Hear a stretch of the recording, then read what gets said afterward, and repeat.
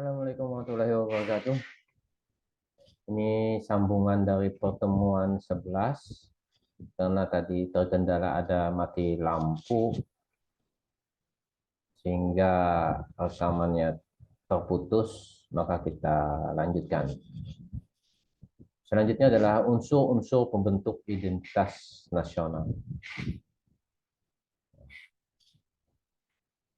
Apa saja unsur-unsur pembentuk identitas nasional, atau apa yang membuat Indonesia itu menjadi ada, dikenal oleh bangsa lain? Pertama adalah sejarah. Kenapa sejarah? Karena kesamaan sejarah itu yang membuat Indonesia itu menjadi sebuah negara. Kalau kita tarik sejarah, tadinya Indonesia ini belum ada ya. Indonesia ini baru lahir tahun 1945 atau 17 Agustus 1945.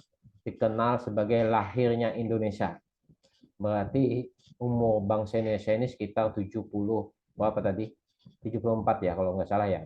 Nah, jadi Indonesia ini sekitar 70 tahun, 74 tahun yang lalu saja baru ada. Sebelumnya Indonesia tidak dikenal. Indonesia belum ada. Yang ada adalah kerajaan-kerajaan yang ada di pulau-pulau Indonesia hari ini atau yang dikenal dengan wilayah Nusantara. Wilayah Nusantara. Nah, wilayah Nusantara ini terbentang luas ya. Malaysia, semenanjung Thailand, Brunei, Filipina, itu termasuk wilayah Nusantara. Makanya itu kita dikenal dengan sebagai dengan negara tetangga tersebut disebut juga sebagai negara yang serumpun. Ya. Karena di awal kita memiliki sejarah yang sama. Kenapa sejarah yang sama? Di mana wilayah-wilayah tadi berapa abad yang lalu ya, abad ke berapa itu, abad keempat, kerajaan Majapahit muncul. Bukan kerajaan Majapahit, maaf, kerajaan Sriwijaya, yang lebih dulu kerajaan Sriwijaya. Nah, wilayah kerajaan Sriwijaya itu sampai Malaysia, sampai Thailand, sampai Filipina, itu wilayah Sriwijaya. Kerajaannya, kekuasaannya. Setelah itu Sriwijaya runtuh, digantikan oleh Majapahit, juga lebih luas lagi wilayahnya. Ya, lebih luas lagi wilayahnya. Bahkan kalau cerita Abdul Somad ya, Kiai Abdul Somad menceritakan bahwa kerajaan yang ada di Malaysia, kerajaan-kerajaan Melayu yang ada di Malaysia termasuk Singapura, itu adalah pecahan dari kerajaan-kerajaan yang ada di Siak atau Riau. Nah, setelah negara bangsa Eropa mengalami revolusi industri, itu sejarahnya, revolusi industri negara Eropa, artinya mengalami percepatan, lompatan kemajuan dalam industri. Jadi negara-negara yang ada di Eropa bersaing dalam menghasilkan produk suatu barang. Lama-kelamaan yang jadi masalah adalah bahan baku, begitu sejarahnya. Lalu ternyata bahan baku yang ada itu dan murah itu ada di wilayah di luar Eropa. Karena di negara Eropa sendiri sudah hampir habis. Lalu mereka berebut ke wilayah-wilayah yang memiliki bahan baku. Ke Afrika, Timur Tengah, dan tidak lepas juga ke Asia. Akhirnya ke Indonesia. Nah, wilayah kerajaan ini lalu kedatangan masuk Portugal, Inggris, Belanda yang lama. Ya. Jadi wilayah kita Nusantara, kerajaan-kerajaan Nusantara ini dibagi-bagi. Ya, dibagi-bagi. Kalau dulu dikatakan Nusantara itu adalah bisa kita katakan sebuah negara, Anggap saja masa negara Indonesia masa lampau, anggap saja sedemikian. Negara Indonesia masa lampau itu wilayahnya lebih luas daripada Indonesia hari ini. Kalau kita katakan Kerajaan Nusantara Majapahit Sriwijaya itu adalah Nusantara hari ini atau Indonesia hari ini, itu negara Indonesia masa lampau itu lebih luas daripada Indonesia hari ini. Bayangkan sampai Malaysia, Filipina, itu wilayah Majapahit. Ya, Papua New Guinea, ya. Nah, Pulau Papua kan terbagi, ada negara Papua New Guinea, ada Irian Jaya, ya. Dulu satu pulau itu, Pulau Papua itu wilayah Majapahit. Artinya Indonesia masa lampau itu lebih luas daripada sekarang. Lalu pertanyaannya, apakah Indonesia yang akan datang apakah tetap besar seperti ini atau malah lebih sempit lagi atau mungkin sudah hilang menjadi negara-negara bagian? Nanti biar sejarah yang menjawab itu. Atau tergantung generasi muda kita hari ini yang bisa menjawab itu. Apakah Indonesia makin kecil? Masa pemerintahan siapa? B.J. Habibie,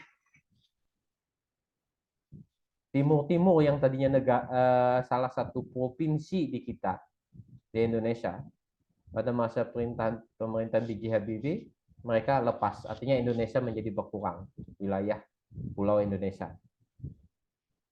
Zaman SBY kalau nggak salah pulau kita Ligitan dan Pulau Ligitan dan itu ada 2 pulau perbatasan dengan Malaysia itu dimenangkan Malaysia di sidangnya di Dewan Keamanan PBB. Perserikatan Bangsa-Bangsa menyatakan yang tadinya pulau Indonesia bahkan lebih dekat dengan Indonesia, letak pulau itu sekarang juga menjadi hak Malaysia. Ini masa modern. Nah, apakah pertanyaannya Indonesia masa yang akan datang itu masih utuh seperti ini atau bisa berkurang? Atau bahkan bisa Indonesia menjadi sejarah. Nah, unsur-unsur pembentuk identitas nasional yang pertama adalah sejarah. Jadi ketika bangsa Eropa masuk ke Indonesia, akhirnya Singapura tadi wilayah Nusantara diambil oleh Inggris, dijajah oleh Inggris. Malaysia juga dijajah oleh Inggris. Filipina kalau nggak salah juga dijajah oleh Inggris. Yang dijajah Belanda ya saat ini Indonesia merdeka ini yang dijajah Belanda. Karena tentu hari merdekanya kita tidak sama. Ketika 17 Agustus 1945 kita merdeka, Inggris belum merdeka, Malaysia belum merdeka. Sehingga sejarahnya satu penderitaan yang sama, yang dijajah Belanda bersepakat, wilayah-wilayah kerajaan tersebut bersepakat berjuang. Kerajaan wilayah-wilayah kerajaan yang ada di Nusantara yang dijajah Belanda bersepakat meleburkan dirinya, meletakkan mahkotanya, meletakkan kekuasaannya, meletakkan mahkota, meletakkan kekuasaannya, rela demi menjadi negara yang satu, yaitu negara Indonesia. Ini luar biasa. Luar biasa kepada raja-raja yang terdahulu, di mana mereka punya tanah, mereka punya kekuasaan, rela menghilangkan kekuasaannya, hilang identitasnya sebagai kerajaan, hilang identitasnya sebagai raja, pangeran, sultan, demi terbentuknya Indonesia yang satu, yaitu Negara Kesatuan Republik Indonesia. Ini sesuatu yang sangat luar biasa. Walaupun pada kenyataannya ada kerajaan yang diberi hak istimewa, ya, yang masih mempunyai raja, yang masih mempunyai hak untuk memerintah, mempunyai wilayah kekuasaan, yaitu adalah kerajaan Kesultanan Hamengkubuwono atau Kesultanan Yogyakarta. di mana sultannya atau rajanya masih memiliki kekuasaan, yaitu secara otomatis Sultan atau Raja Yogyakarta adalah Gubernur Yogyakarta. Jadi di Yogyakarta tidak ada pemilihan gubernur karena sultannya otomatis gubernur. Adapun hari ini misalkan daerah Pangkalambun, Kota Waringin ada sultan. Banjarmasin ada sultan. Tapi dia hanya sebagai lambang saja, nama saja, tidak memiliki kekuasaan. Tapi kalau Yogyakarta istimewanya adalah sultan otomatis gubernur. Yang ada di sana hanya pemilihan anggota dewan. Kalau pemilihan raja, gubernur nggak ada, karena sultan otomatis gubernur. Dan dilanjutkan oleh pewarisnya, anaknya, pangerannya. Itu istimewanya Yogyakarta. Nah, untuk wilayah Nusantara lain dengan rela ya, dengan penuh kesadaran dan keikhlasan meletakkan mahkota kekuasaannya, memberikan tanahnya dikuasakan kepada pemerintah. Karena bersepakat menjadi satu negara-negara kesatuan Republik Indonesia atau NKRI. Ya. Tapi kalau kita lihat akhir bulan lalu ngeri juga. Miris. Ya, miris. Apa itu? Yaitu perampasan hak tanah masyarakat, tanah Kesultanan Melayu, ya, Riau, kasus Pulau Rempang. Pulau Rempang itu sejarahnya adalah tanah sultan yang diberikan kepada para penggawa atau pasukan perangnya. Jadi berdasarkan sejarah yang tinggal di Pulau Rempang itu adalah anak pacucuan, anak keturunan prajurit-prajurit kerajaan Riau. Dan tanah tersebut telah diberikan kepada mereka oleh sultan atau raja zaman itu. Tetapi menurut negara itu adalah tanah negara. Ini akibat dari seorang pemegang kekuasaan yang tidak kenal sejarah. Orang yang lupa sejarah itu cenderung jatuh ke lubang yang sama. Ya. Orang yang lupa sejarah itu cenderung melakukan kesalahan yang sama. Kata Soekarno, jas merah. Apa jas merah? Jangan lupakan sejarah. Karena negara besar itu negara yang mengerti akan sejarahnya. Negara besar itu adalah negara yang mengerti akan sejarahnya, yang paham akan sejarahnya. Nah, unsur-unsur pembentuk kita nasional tadi adalah sejarah. Karena sejarah kita sama, perjuangan dan penderitaan yang sama, akhirnya bersepakat membentuk Indonesia. Ya. Maka apa yang dikatakan Irian Jaya, kami berhak untuk merdeka. Salah satu alasan mereka adalah sejarah kita tidak sama. Karena kami dijajah Portugal, bukan dijajah oleh Belanda. Itu salah satu alasan mereka. Alasan kedua, kata mereka, kami ini, Irian mengatakan, bangsa negroid. Bangsa negroid. Kulit kami hitam, rambut kami keriting. Lebih ke Afrika. Bukan Mongoloid. Sementara Indonesia mayoritas itu Mongoloid. Melayu itu Mongoloid. Ya. Yang kedua adalah kebudayaan. Kebiasaan-kebiasaan bangsa Indonesia, nilai-nilai yang tumbuh, yang mengatur hubungan sosial masyarakat Indonesia itu memiliki nilai-nilai kebudayaan yang hampir-hampir mirip, sama saja. Kenapa? Karena rakyat Indonesia itu adalah rakyat yang religius. Sebelum ada Pancasila, sila pertama ketuhanan yang Maha Esa, rakyat Indonesia itu adalah dikenal sebagai rakyat yang religius, di mana kehidupan sehari-harinya, pola-pola hidup sehari-harinya itu sudah diatur oleh adat dan kebiasaan masyarakat, di mana adat dan kebiasaan masyarakat ini berlandaskan kepada nilai-nilai ya, agama yang mereka yakini. Dan mayoritas agama yang diyakini di wilayah Nusantara itu adalah agama Islam.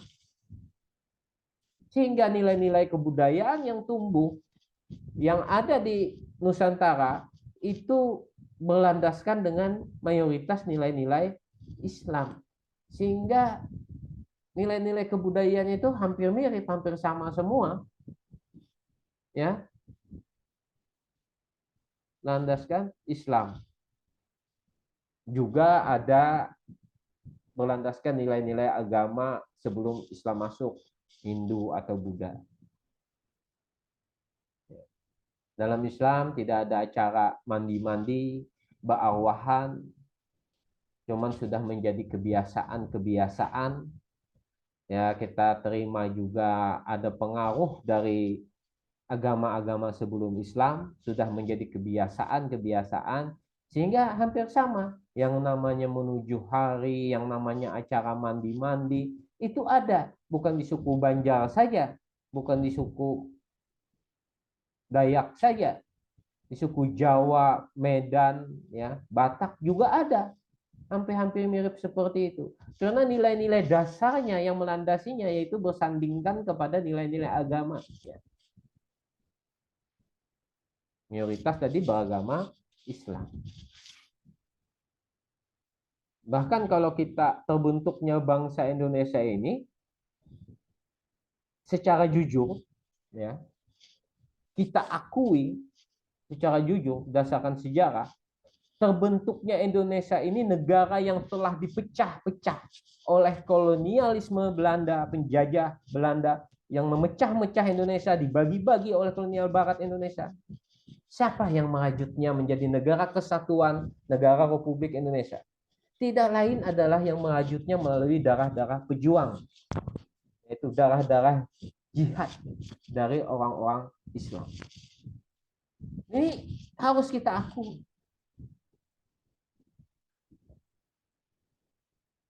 Harus kita akui. Buktinya apa? Lihat saja pahlawan perjuangan yang diakui oleh negara.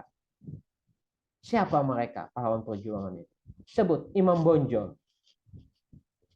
Perang di Indonesia yang terjadi pertama kali yang berani melawan Belanda adalah Perang Pedri yang dipimpin oleh Imam Bonjol. Imam Bonjol itu siapa?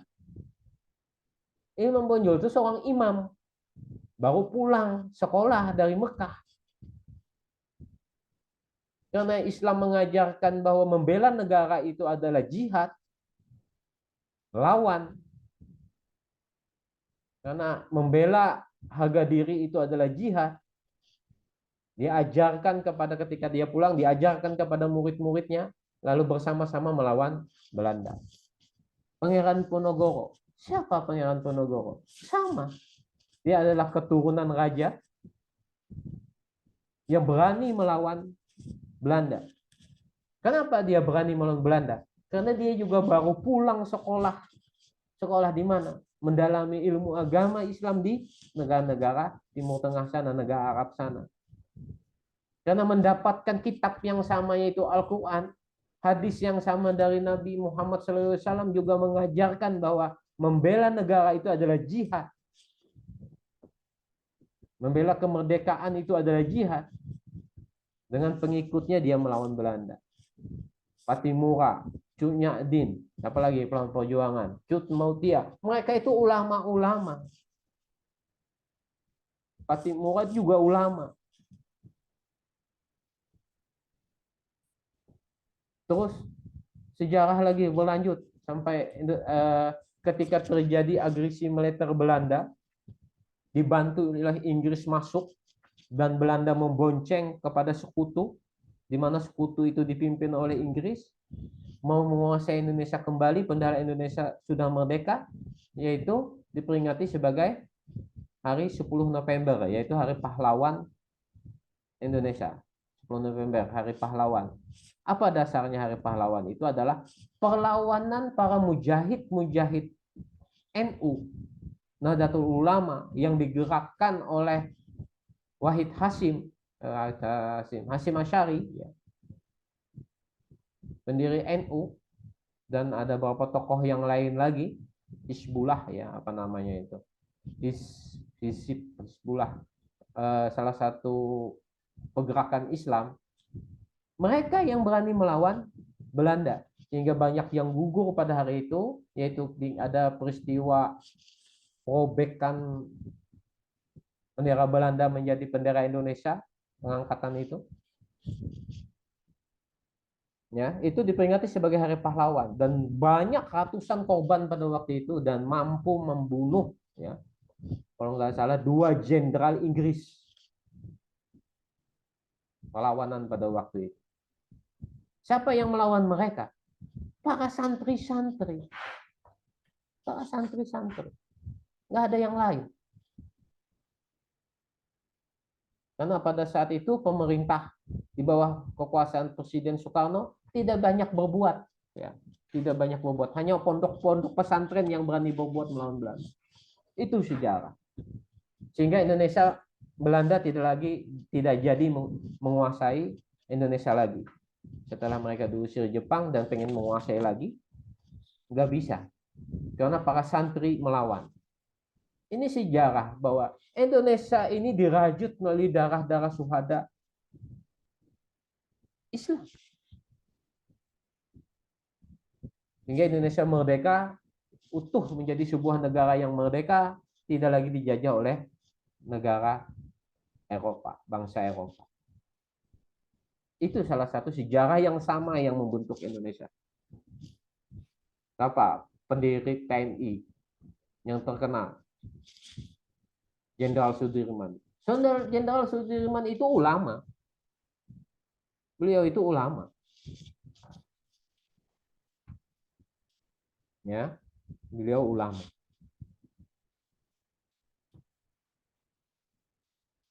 Membentuk yang kedua tadi kebudayaan. Yang ketiga suku bangsa. Suku bangsa Indonesia banyak. Bangsa yang paling banyak adalah bangsa Melayu. Kalau kita belajar tentang suku, Jawa pun juga termasuk Melayu. Bahkan mayoritas Dayak pun juga termasuk Melayu. Cuman setelah bangsa Melayu, dia terbagi lagi dalam sub-sub suku.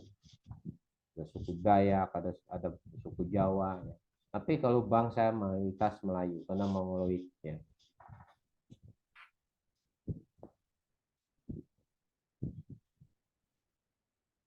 Ada nggak Cina dalam membentuk bangsa Indonesia? Nggak masuk.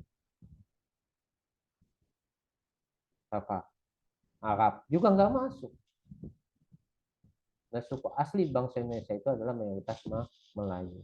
Tapi tadi suku Melayu terbagi lagi sub-sub ordo, ya, di bawahnya. Keempat tadi, yang membentuk identitas nasional Indonesia adalah agama. Mayoritas bangsa Indonesia adalah agama Islam, ada agama-agama yang lain.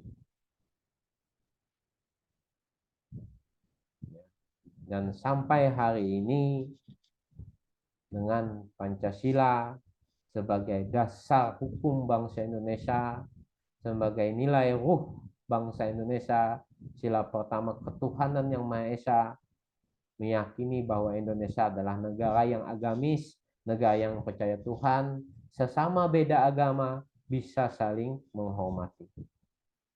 Bisa saling menghormati. Masalah habu minallah atau beribadah kepada Tuhan itu urusan masing-masing. Bagimu agamamu, bagiku agamaku. tetapi masalah melawan penjajah, masalah kebangsaan, masalah keutuhan negara kesatuan Republik Indonesia, masalah ekonomi bangsa Indonesia, masalah gotong royong, masalah keamanan lingkungan, itu menjadi tanggung jawab bersama, walaupun agama kita berbeda. Tetapi masalah beribadah, habuminallah, hubungan dengan Tuhan, itu urusan nafsi-nafsi, urusan masing-masing. Itu yang harus dipahami. Urusan agama, habuminallah, itu eksklusif. Artinya masing-masing, eksklusif. Orang yang sudah beragama tidak boleh diajak masuk agamanya. Menghormati agama lain dalam melaksanakan ibadah, ya, itu kita hormati. Tetapi kalau mengajak, nanti kamu beribadah ke tempatku, besok aku ke tempat kamu, itu nggak boleh. Nabi juga mengajarkan. Tapi masalah ekonomi, masalah hukum, masalah keamanan, itu tanggung jawab bersama. Masalah pajak, itu tanggung jawab bersama. Unsur pembentuk Indonesia adalah budaya unggul. Ya, budaya unggul. Kemampuan kita bertahan, kemampuan kita bersaing, itu yang membentuk Indonesia itu masih ada. Keinginan kita ingin bersatu, keinginan kita untuk damai, itu yang membuat Indonesia itu masih ada. Kalau kita suka menjelekkan orang lain, suku lain, menjelekkan agama lain, tidak lama Indonesia ini akan bubar. Indonesia akan bubar. Misalkan sebentar lagi kita pemilihan presiden. Beda pemilihan itu biasa. Ya. Budaya unggul kita mana? Yaitu berbeda-beda tapi tetap satu juga. Itu budaya unggul kita. Apalagi musyawarah mufakat. Siapa yang menang tadi, nanti presiden siapa yang menang, maka yang kalah pun juga bangsa Indonesia. Kita sepakat suara terbanyak yang menang. Yang kalah tetap diakomodir, tetap bagian dari Indonesia. Karena itu musyawarah mufakat tadi, itu budaya unggul, biasa berbeda. Ya. Biasa berbeda. Artinya otak kita boleh panas, tapi hati kita tetap dingin. Misal dalam menghadapi pemilihan presiden tahun 2024. Jangan sampai nanti dalam pemilu 2024 nanti Indonesia menjadi terbelah-belah. Indonesia menjadi terbelah-belah. Tergantung penguasanya, saya kira. Tergantung ketua partai yang ada di Indonesia. Ya.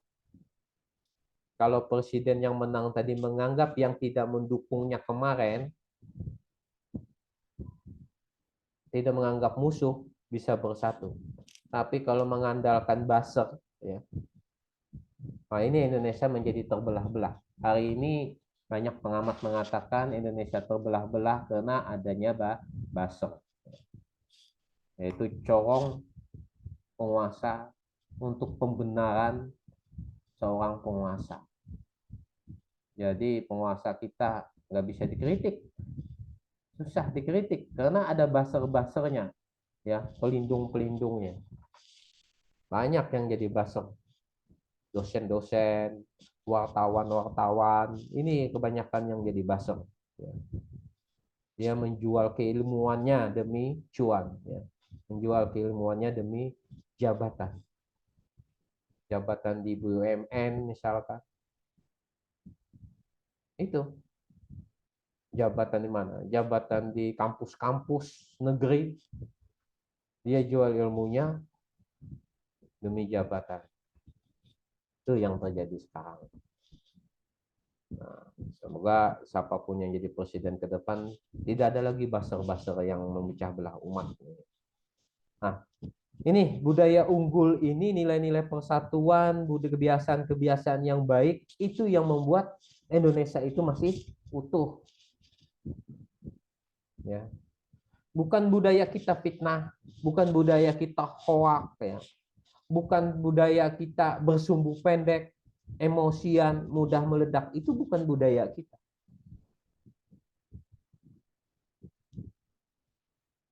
Budaya kita itu adalah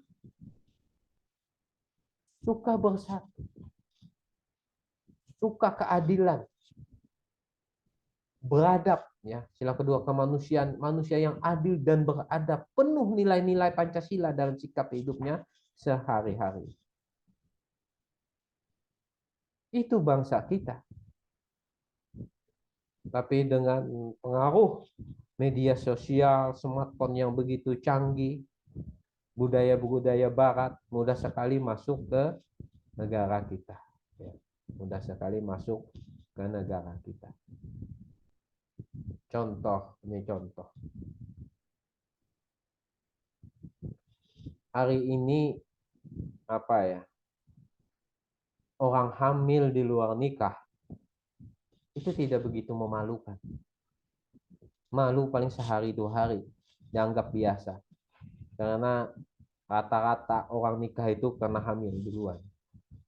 By marriage accident, ya, atau MBA. Karena accident. Kalau zaman dulu ya, zaman bapak ya, zaman saya, atau apalagi data saya, orang hamil duluan itu adalah sesuatu yang memalukan.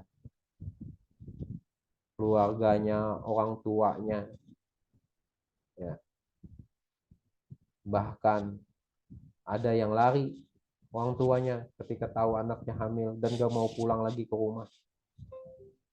Itu karena sesuatu yang sangat memalukan, sangat tabu. Dianggap tidak berhasil mendidik anaknya. Tapi wayah ini sekarang biasa saja. Bah, apa yang disupankan, nang itu ginti juga, itu ginti kemarin yang kemarin kawin sama juga. Sudah biasa aja sudah. Nah, ini bukan budaya unggul. Budaya unggul itu penuh adab, penuh kesopanan, penuh dengan nilai-nilai agama, penuh nilai-nilai keberadaban, ya, adat istiadat. Itu budaya unggul kita, kebiasaan kita. Ya. Budaya unggul kita membuat aturan, membuat adat istiadat, membuat undang-undang, itu adalah sesuatu yang harus kita hormati. Tapi miris sekarang. Undang-undang itu sebagian orang mengatakan sesuatu yang harus dites, sesuatu yang harus dilanggar. Untuk membuktikan hukum itu ada atau tidak ada, maka harus dilanggar. Nah, ini miris. Pikiran seperti itu pikiran yang sudah bukan unggulan, ya, bukan pikiran yang baik. Itu kejatuhan moral manusia. Setiap undang-undang aturan itu ya dihormati, bukan harus dilanggar. Penuh tanggung jawab. Ngapa? Sekarang Indonesia itu dikenal sebagai negara korupsi, entah terbesar ya di dunia. Setelah Cina, setelah India. Ini kan miris.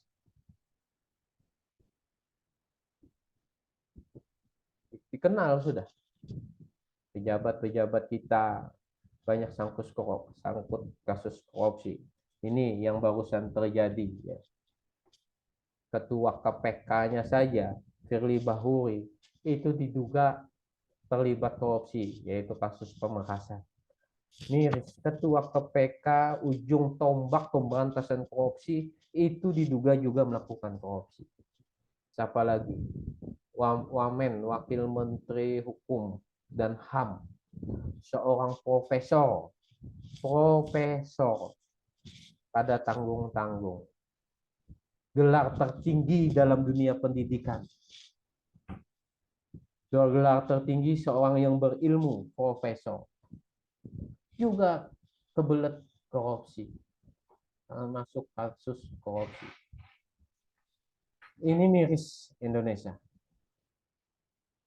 Ya. Harusnya orang seperti ini gelarnya langsung dihapus. Tidak perlu sidang-sidang, tidak perlu permisi-permisi, langsung coret gelarnya. Dari profesornya sampai S1-nya itu langsung coret. Akademisi sebuah perguruan tinggi itu harus berani memberikan sanksi. Sanksi sosial. Ya, harus berani memberikan sanksi. Tinggal keputusan senat saja sebenarnya gampang. Karena yang memberi dan mencabut gelar itu senat universitas. Itu sebagai trade merek ya. Dalam sebuah kampus dalam menjaga budaya yang unggul.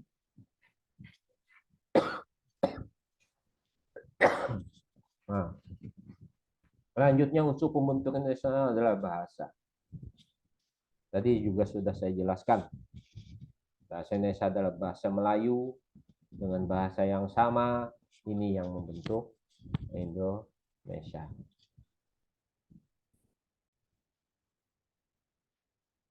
Nah, itulah pentingnya sebuah identitas nasional. Sebagaimana pentingnya identitas saya sebagai Robiano. Sebagaimana pentingnya Anda sebagai mahasiswa, pribadi-pribadi mahasiswa.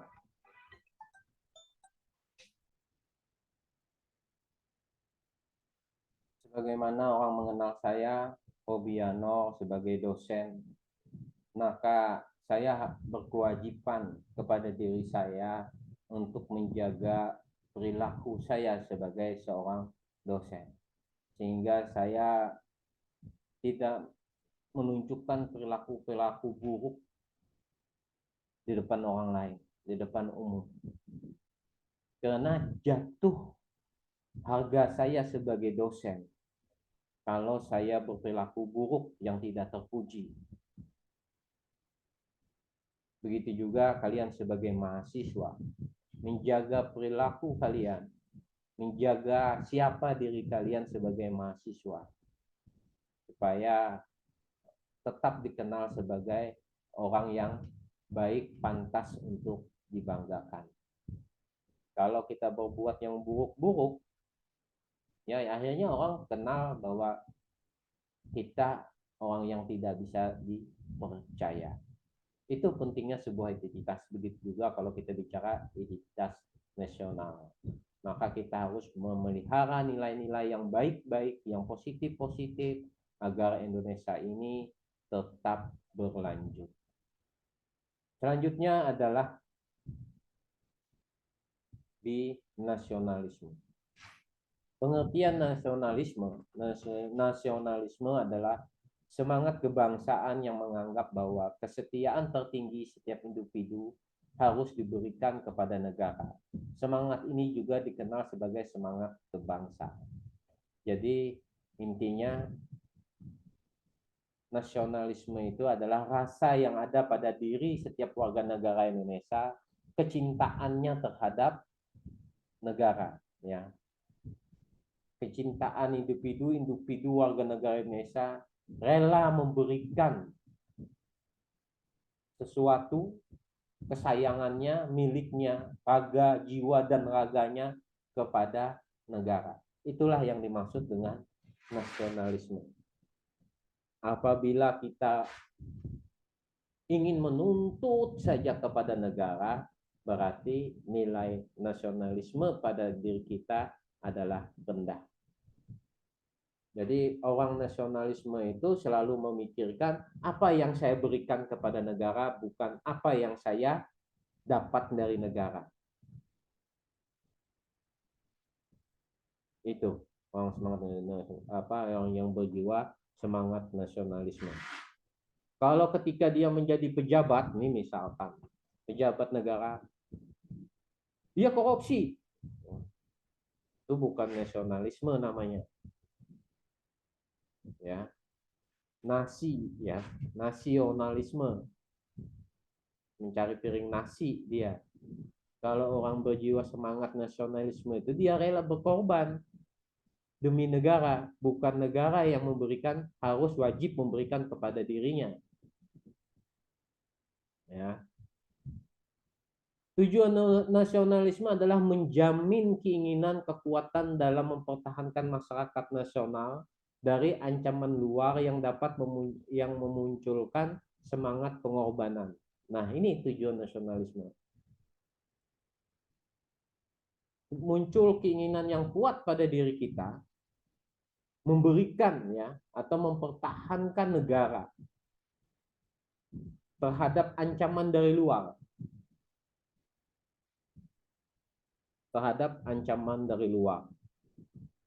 Maka para pahlawan-pahlawan pejuang Indonesia itu adalah orang-orang yang rela mati demi mempertahankan keutuhan negaranya.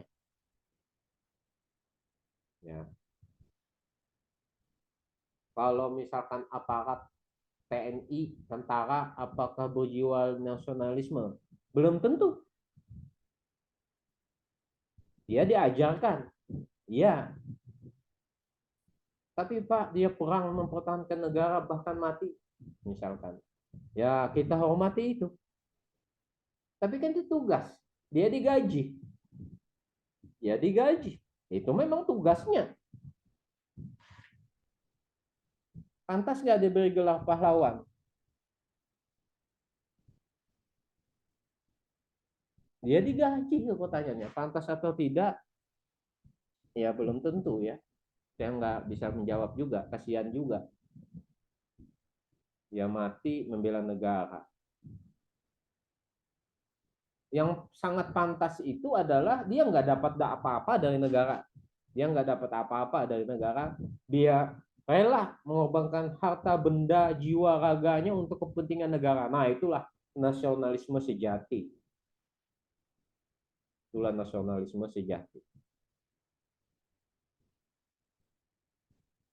Apakah saya sebagai dosen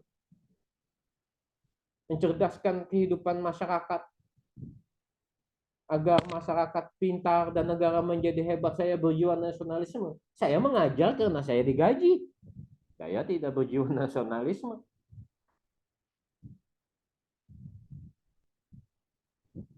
Tetapi berapa gaji saya? Kalau ternyata gaji saya kecil, saya harus memenuhi kebutuhan hidup saya dengan bekerja lain. Mengajar sebuah sudah menjadi keikhlasan dan kehobian saya dan saya ikhlas melakukan. Nah, itu nasionalisme. Ini contoh ya. Orang nasionalisme ini pahlawan. Nah, guru pahlawan tanpa jasa. Itu dulu. Kalau guru pahlawan itu orang yang berjiwa nasionalisme. Guru dikenal sebagai pahlawan tanpa jasa. Itu dulu. Dulu gajinya rendah. Guru itu hanya pakai sepeda. Tapi kalau guru sekarang, ya gajinya besar, ngajar nggak serius, banyak memancing, mengunjun, banyak jam kosong, ngajarnya sembarangan.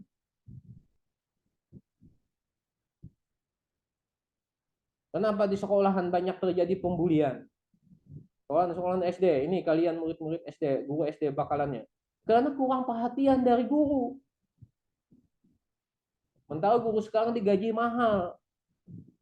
Rata-rata guru sudah punya mobil. Artinya secara ekonomi sudah dijamin negara. Banyak fasilitas yang diberikan negara.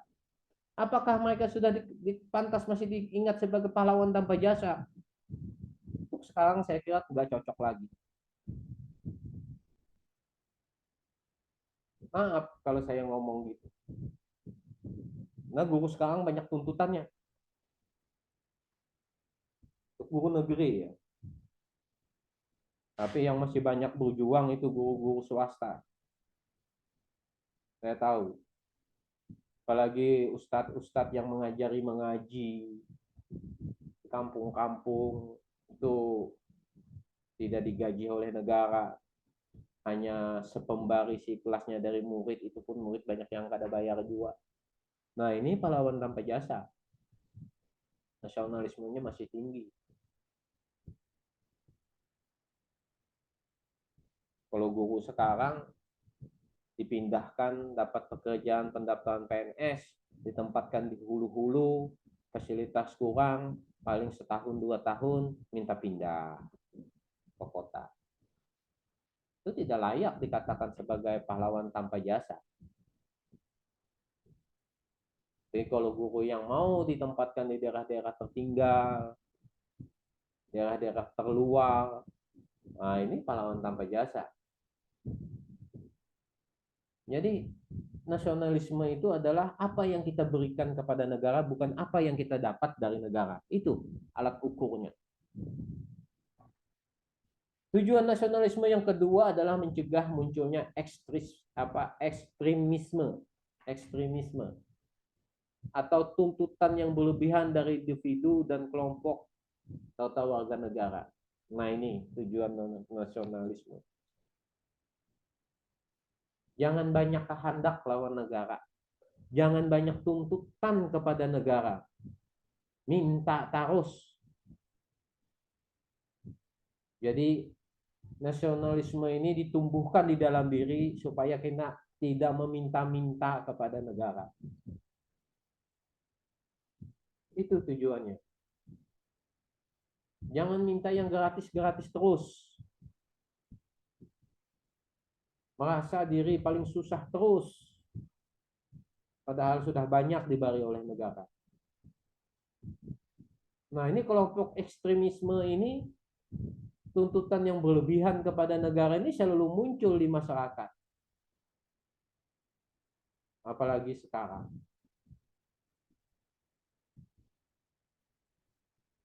Hingga banyak program bantuan pemerintah.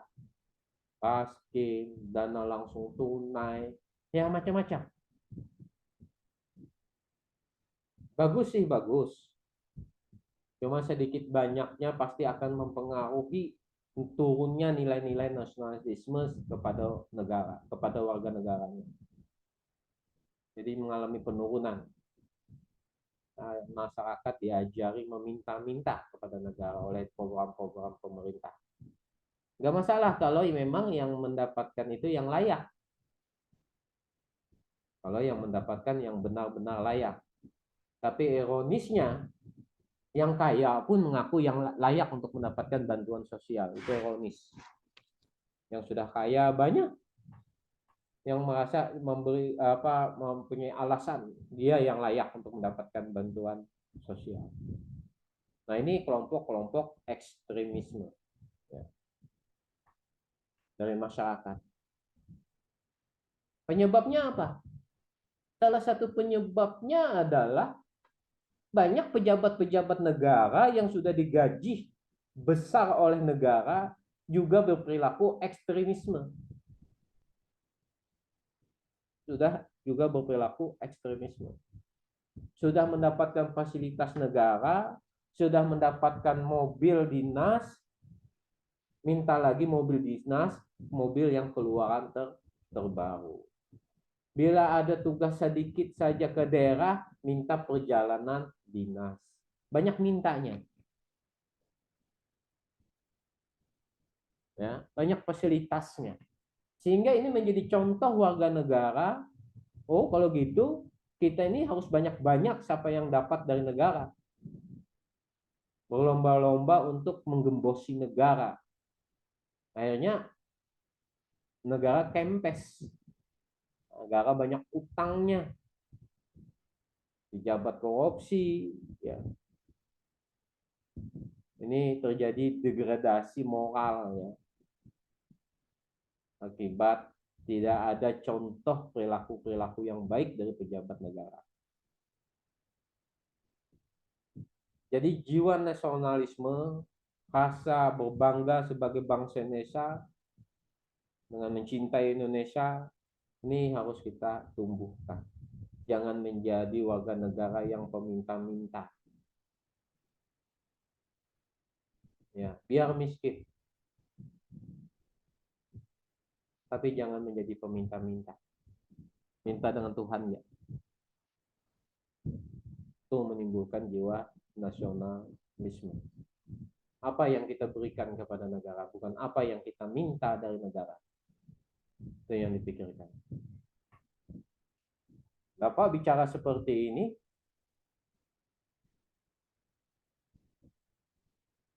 ya. Kenapa? Saya juga mempertanyakan itu pada diri saya. Apa yang saya berikan kepada negara?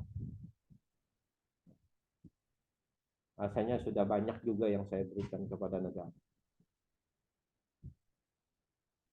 Itu tujuan nasionalisme. Karena orang yang bermental-mental pahlawan, berjiwa nasionalisme, itu orang-orang yang memiliki keimanan yang tinggi. Itu syarat orang yang berjiwa nasionalisme itu orang yang memiliki keimanan dan harga diri yang tinggi. Kalau keimanannya rendah, harga dirinya rendah, dah jadi peminta-minta. Prinsip terjadinya nasionalisme. Ada yang pertama kesatuan, kebebasan, kesamaan, kepribadian, demokrasi, dan prestasi.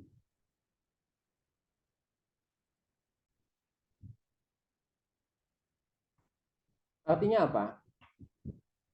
Prinsip nasionalisme ini akan tumbuh pada pribadi-pribadi bangsa Indonesia, rakyat Indonesia, apabila adanya nilai-nilai kesatuan, nilai kebebasan, nilai kesamaan, kepribadian, demokrasi, dan prestasi itu dihargai, itu dijaga.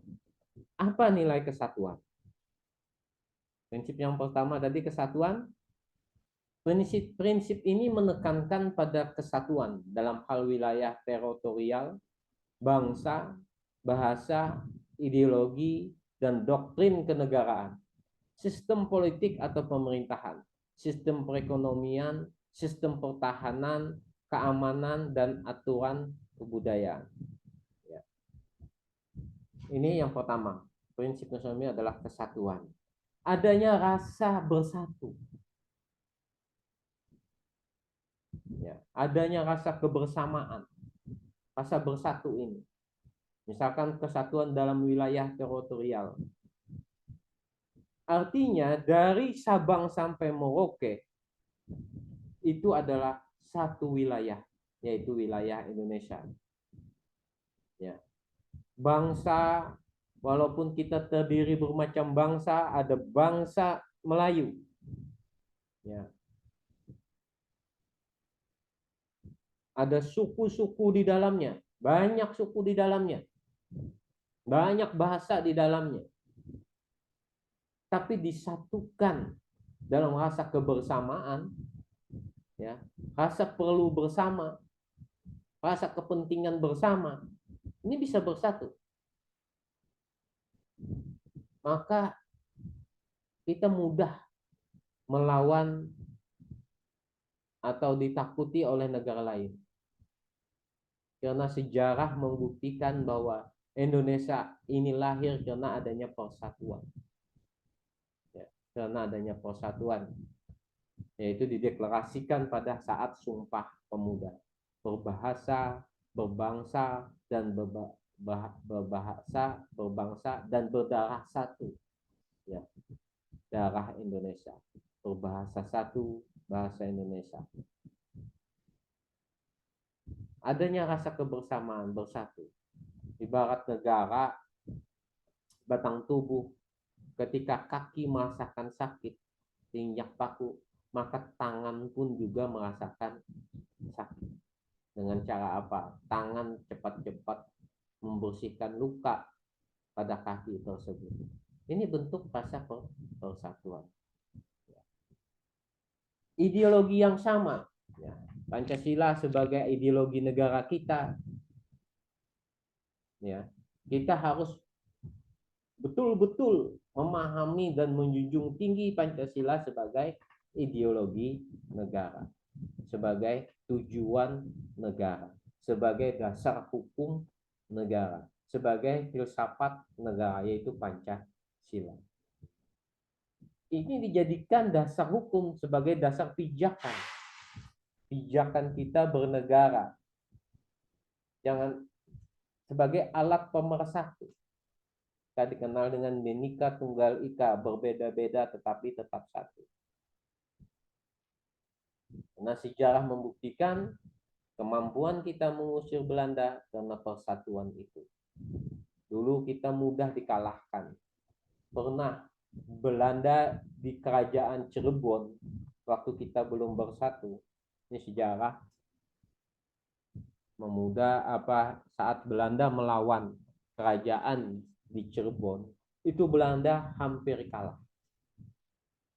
Tapi Belanda menggunakan politik pecah belah, yaitu dengan mengajak kerajaan Bone dari Sulawesi untuk menyerang kerajaan Cirebon bersama Belanda. Akhirnya Belanda menang. Kerajaan Bone adalah salah satu kerajaan yang ada di Nusantara, tapi membela Belanda. Bahkan kerajaan Aceh juga diserang. Bahkan ada beberapa kerajaan di Madura juga bersatu dengan Belanda. Bahkan mayoritas tentara Belanda itu adalah tentaranya berasal dari pribumi atau dikenal dengan Kenil, ya, pasukan Kenil.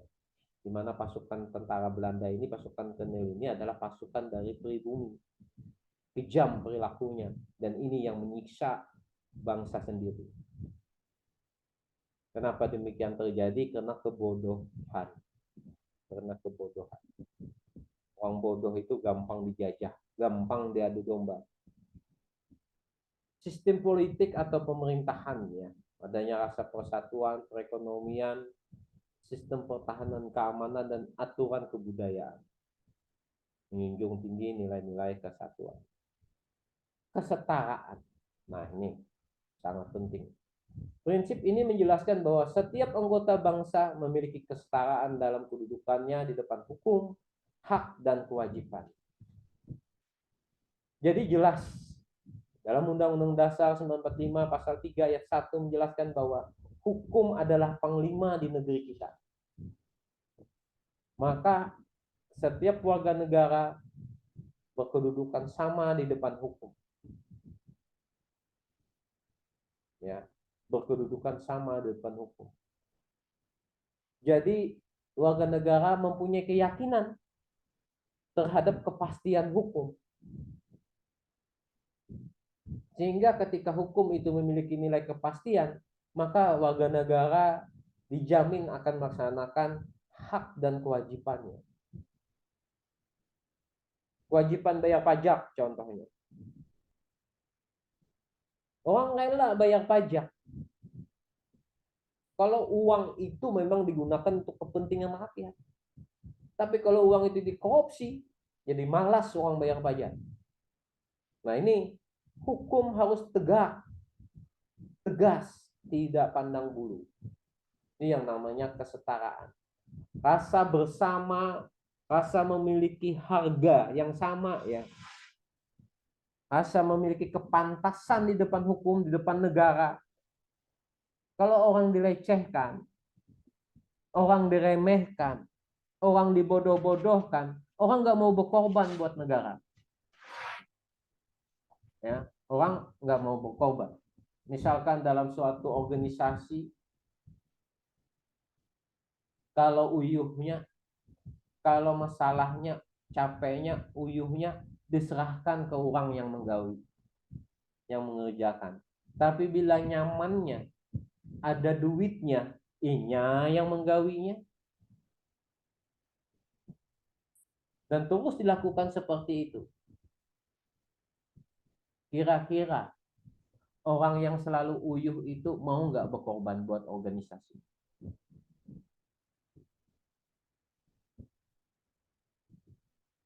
Orang berpikir berkorban karena dia berpikir bila nyamannya, minyak, bila uyuhnya, aku. Akhirnya apa? Organisasi nggak jalan. Begitu juga bangsa Indonesia, negara Indonesia. Ya, kalau banyak meminta kepada negara, banyak menuntut kepada negara, korupsi misalkan, jangan harap kesetiaan rakyat kepada negara. Rakyat bisa nggak setia lagi kepada negara kalau perilaku pejabatnya korupsi. Ini adanya kesetaraan. Ya, setiap orang mendapatkan haknya yang sesuai.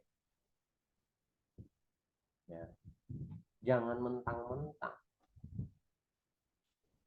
Kalau mentang-mentang aku jadi penguasa, bila lagi ambil sebanyak-banyaknya. Kalau uyuhnya suruh orang, akhirnya orang kadang mau berkorban. Organisasi tadi nggak bakalan orang mau berkorban buat organisasi. Kalau yang mau uyuh disuruh inya, bila nyaman uyuhnya orang lain. Karena manusia itu waras, punya akal, rasionalis, ya, punya apa, rasionalitas, dia bisa berpikir. Itu kesetaraan. Kalau ringan sama dijinjing, berat sama dipikul, ya, berdiri sama tinggi, berduduk sama rendah, itu muncul rasa kebersamaan, kekeluargaan, dan rela berkorban. Itu. Maka rasa nasionalisme itu akan tumbuh. Kepribadian. Prinsip ini menekankan pada identitas bangsa yang meliputi harga diri, rasa bangga, rasa sayang terhadap kepribadian, dan identitas bangsa yang tumbuh sesuai dengan sejarah dan kebudayaan. Ini kepribadian. Menekankan pada identitas bangsa yang meliputi harga diri.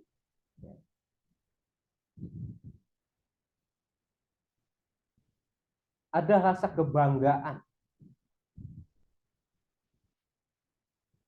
Walaupun susah secara ekonomi, tapi menyumbang negara. Nah, ini bangga. Aku menyumbang jiwa. Ya sedikit. Yang satu menyumbang 1 juta, tapi kekayaannya 10 M. Sementara yang satu menyumbang 100.000, cuma kekayaannya 500.000.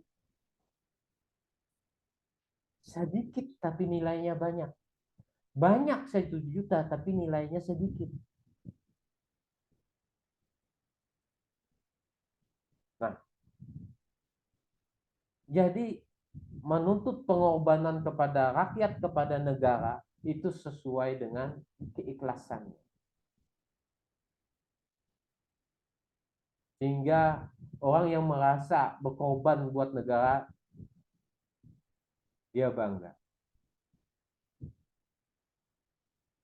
Ya, dia tidak pernah misalkan dalam pemilu ditawari calon politik, calon dewan duit misalkan, dia nggak mau ngambil.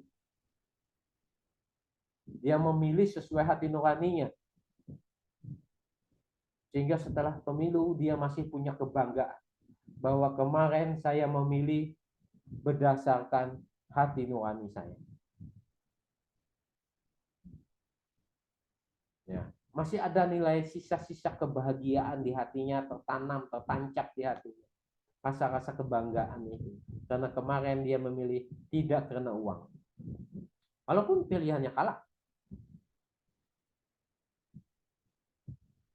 Apalagi dia punya kemampuan berani menyumbangkan uangnya terhadap calon presiden misalkan.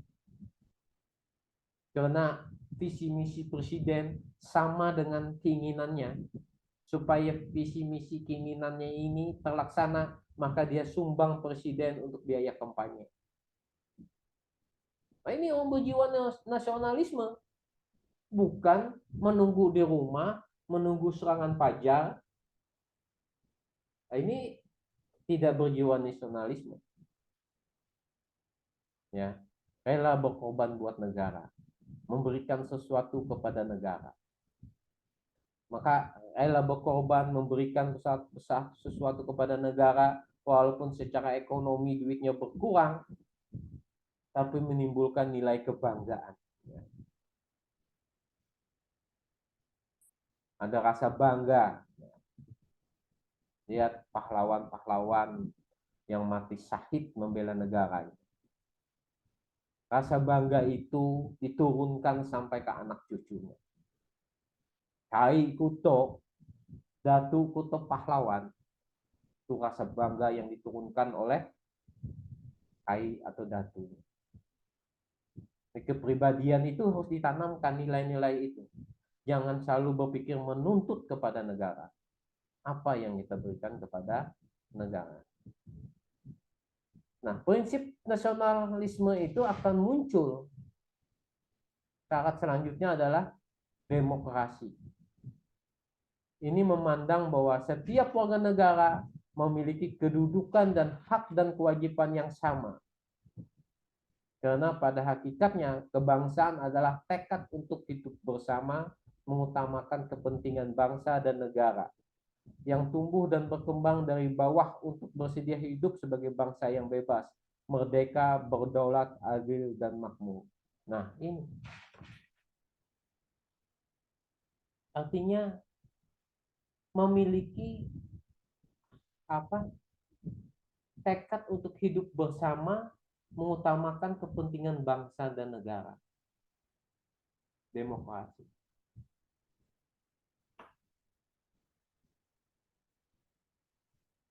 Mendengarkan. Ya. Mendengarkan apa yang menjadi keluhan rakyat. Menerima kritikan rakyat. Orang yang mau mengkritik rakyat tiba-tiba ditangkap. Akhirnya apa? Orang berpikir, aku wayah ini dihinit ya, berdiam ya. Kenapa? Orang ada muncul ketakutan. Karena ngomong sedikit ditangkap. Maka nilai-nilai demokrasi ini menerima kritikan itu harus dikembangkan. Kalau masyarakatnya dikit-dikit nggak boleh, dikit-dikit nggak boleh, dikit-dikit nggak boleh. Akhirnya apa? Misalkan ini contoh, bagaimana dia mencintai perusahaannya, rela berkorban kepada perusahaannya, kalau dia di situ tidak dianggap keberadaannya. Kalau menyampaikan ide kada didengar, gagasan inovasi tidak didengar, akhirnya apa? Lama-kelamaan dia nggak mau ngomong lagi, biar ya hancur perusahaannya. Nah, ini nilai demokrasi tidak dipertahankan, biar aja negaranya hancur. Nah, percuma dipadahi gin, kada didengarnya juga, apalagi dituruti, biar jagoannya yang mengurus. Aku berdiam ya. Akhirnya perusahaannya hancur. Ya, perusahaannya hancur. Kenapa? Ini tadi kritik dan saran itu tidak didengarkan. Nilai-nilai demokrasi itu tidak dijalankan. Sehingga lahir rasa tidak peduli, acuh tak acuh kepada negara. Ya samalah mungkin kalau orang sudah munyak, sudah bosan, sudah jenuh, kena aja gitu. Nanti ya kita tunda dulu harapan itu, menunggu berganti pemimpinnya. Nah ini karena nilai demokrasi yang tidak dijalankan, sehingga rasa nasionalisme itu menjadi hilang dan berkurang dan hilang. Prinsip nasionalisme yang selanjutnya, maka nasionalisme itu akan ada adalah prestasi. Prestasi adalah cita-cita untuk mewujudkan kesetaraan serta kebesaran dan kemanusiaan bangsa tersebut. Ya, mewujudkan kesetaraan. Prestasi. Artinya apa? Mendorong orang untuk berprestasi dan menghargai prestasinya. Sehingga orang lebih rela lagi berkorban. Misalkan di dalam perusahaan, dia menyampaikan ide dan gagasannya, dengan ide dan gagasannya secara demokrasi didengar dan dipatuhi, lalu perusahaannya tambah maju. Ya. Perusahaannya tambah maju atas ide dan gagasannya. Pertama kan dengarkan ini demokrasi. Lalu berdasarkan ide gagasannya perusahaan berkembang dan menjadi maju. Akhirnya apa? Akhirnya karena maju dia menyelamatkan perusahaan, dia diberi penghargaan atas prestasinya. Maka orang lain melihat akan termotivasi akan melakukan hal yang sama. Berlomba-lomba untuk memajukan perusahaan. Ada reward ya, penghargaan. Sehingga orang lain terpancing atas prestasi itu. Contoh ya, ini dalam perusahaan. Seorang cleaning service, salah satu produk makanan ringan terkenal yaitu Cheetos. Dia tadinya hanya cleaning service, tukang sapu di perusahaan tersebut. Lalu dia mendengar rapat direksi perusahaan pada saat dia menyapu. Perusahaan mengalami penurunan penjualan. Lalu seorang tukang sapu memberikan saran, bahkan dia uji coba, yaitu dengan mengeluarkan produk Cheetos rasa pedas sesuai dengan citra rasa sesuai budaya masing-masing. Misalkan ini ada, kalau kita bicara mie ya, mie sedap, ada soto Banjar, ada soto Aceh, ya itu. Berdasarkan seperti ini untuk Cheetos.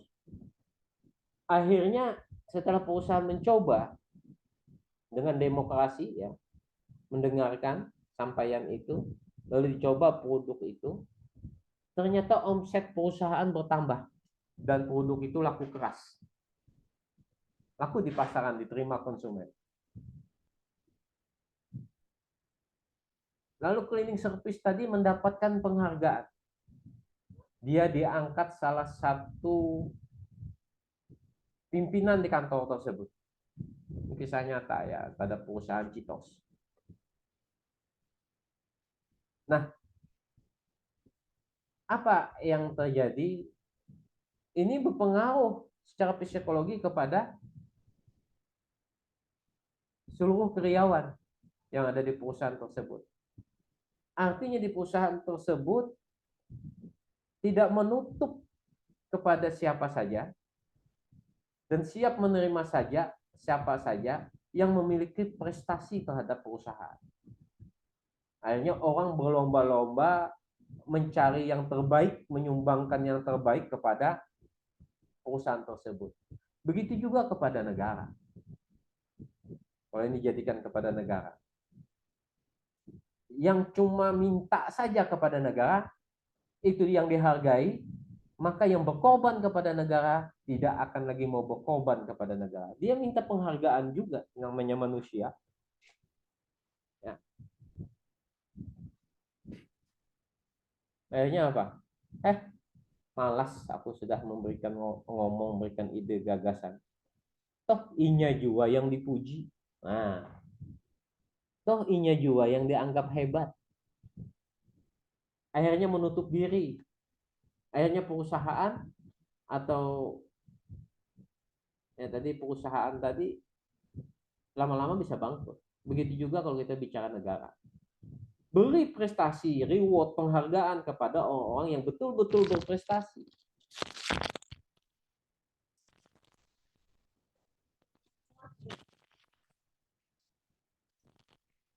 Ini prinsip nasionalisme. Orang yang ahli di bidangnya masing-masing. Bukan karena dia tim sukses lalu diangkat menjadi kepala BUMN, salah satu BUMN. Bukan karena dia tim sukses lalu diberi jabatan yang bukan itu ahlinya. Akhirnya orang yang ahli malas. Orang malas kayak berkorban. Akhirnya orang berlomba-lomba bagaimana menjilat penguasa. Bagaimana menjilat penguasa. Akhirnya didudukilah oleh orang-orang pejabat-pejabat yang hanya bisa menjilat tapi tidak bisa bekerja.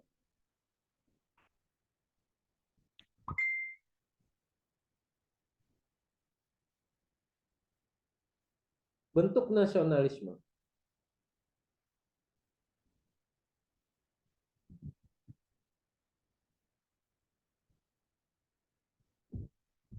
Bentuk nasionalisme ada nasionalisme kewarganegaraan. Ya.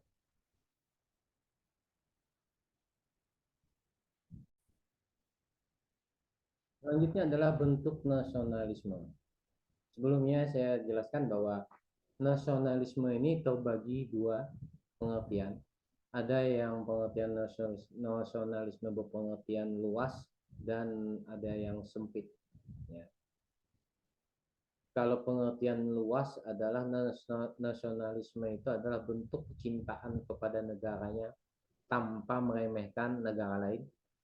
Kalau yang sempit, nasionalisme bentuk pengertian yang sempit adalah atau kaupanisme. Ya. Sempit itu dikenal juga dengan kaupanisme. Itu mengatakan bahwa membanggakan cinta dan bangga kepada negaranya tetapi meremehkan negara lain.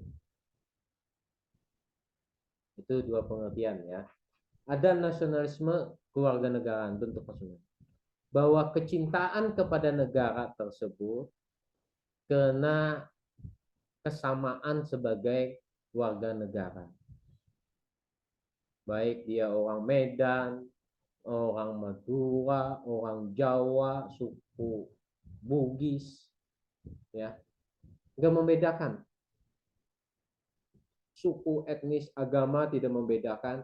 Karena dia warga negara Indonesia, dia merasa bersaudara, saudara sebangsa setanah air dan rela berkorban kepada negara. Itu nasionalisme kewarganegaraan. Ada nasionalisme etnis. Karena kesamaan etnis, kesamaan suku, kesamaan warna kulit, ya. Dia mencintai etnisnya dan berkorban demi kepentingan negara. Misalkan warga negara Islam, kesamaan agama, itu berkorban kepada negaranya.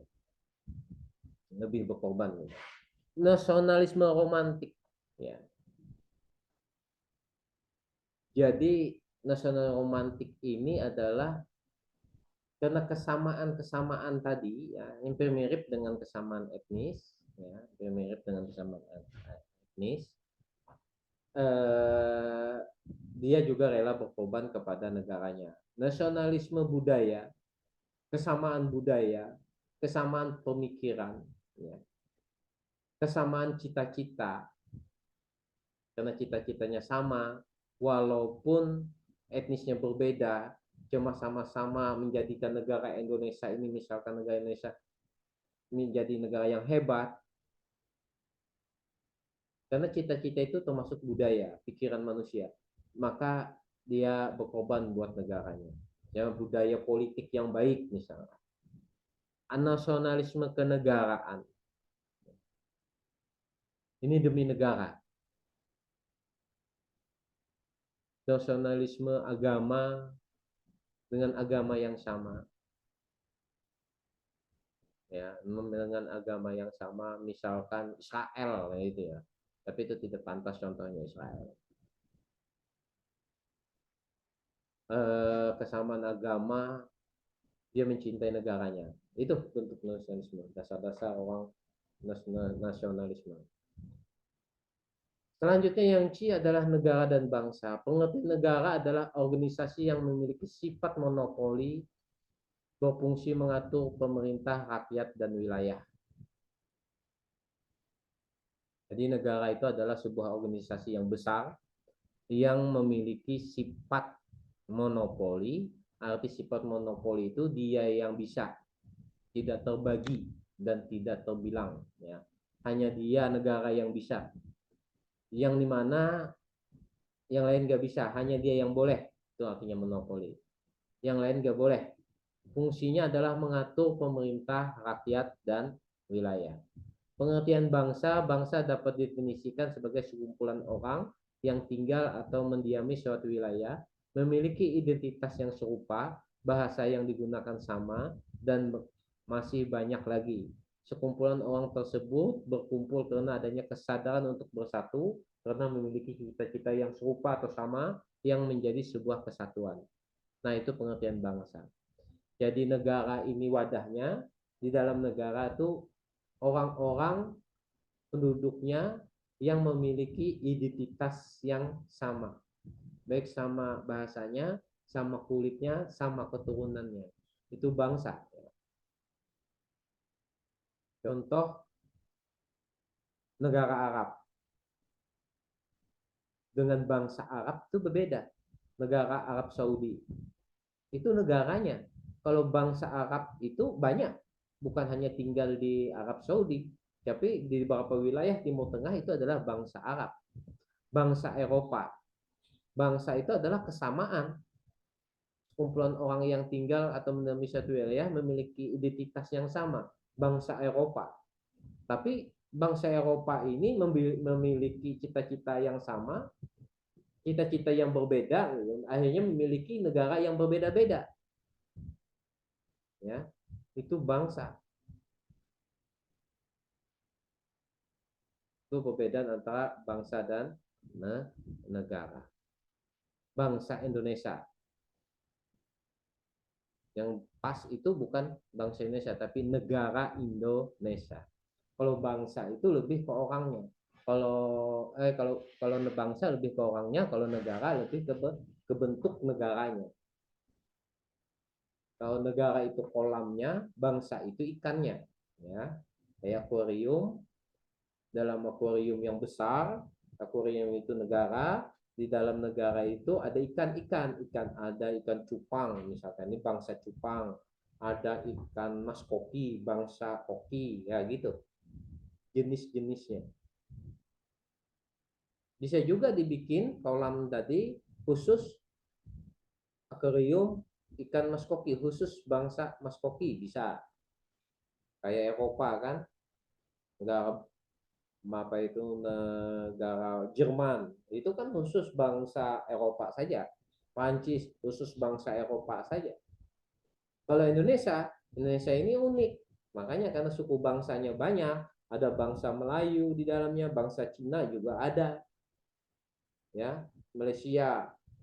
Malaysia itu kolamnya ikannya banyak. Ada bangsa Melayu, ada bangsa Cina, penduduknya ada bangsa Arab. India juga ada.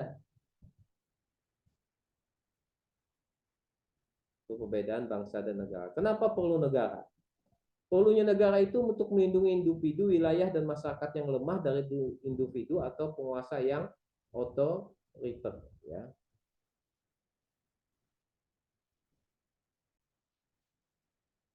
Negara itu diperlukan untuk melindungi yang lemah atau wilayah dari penguasa yang otoriter, yang semau-maunya.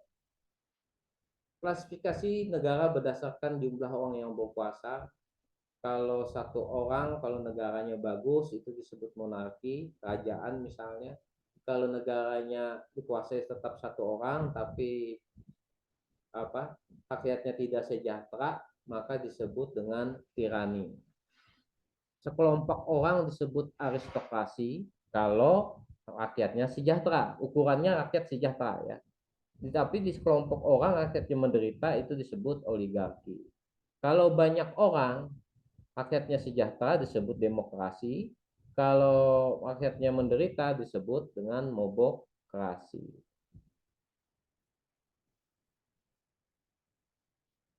Fungsi negara pertahanan dan keamanan. Jadi kita mendirikan negara itu terwujudnya pertahanan dan keamanan, pengaturan ketertiban, kesejahteraan dan kemakmuran dan keadilan. Ya. Elemen kekuatan negara, sumber daya manusia atau sumber daya atau SDM ya, sumber daya alam, teritorial negara, kapasitas pertanian industri, kekuatan militer dan mobilitasnya, dan kekuatan yang abstrak. Apa kekuatan yang abstrak? Mental ya, mental negaranya. Ya, misalkan dalam sepak bola saja, kalau orangnya itu sejarahnya mereka itu bermental juara, tim-tim terdahulunya itu bermental juara, maka mental juaranya itu akan diwariskan. Misalkan Indonesia ini adalah dikenal sebagai bangsa pejuang, begitu banyak pahlawan yang gugur ya, yang mati syahid, sehingga rakyat itu hari ini kita diceritakan sejarah itu menimbulkan semangat untuk berjuang. Begitu. Kesimpulan, kita adalah sebuah negara yang memiliki jumlah penduduk terbesar nomor 4 di dunia dengan garis pantai terpanjang dan dirahmati Tuhan Yang Maha Esa. Dibentuk dengan sejarah yang sama, bercita-cita sama, mewujudkan keadilan bagi seluruh rakyat Indonesia. Demikian, terima kasih. Assalamualaikum warahmatullahi wabarakatuh. Sampai ketemu lagi di pertemuan berikutnya.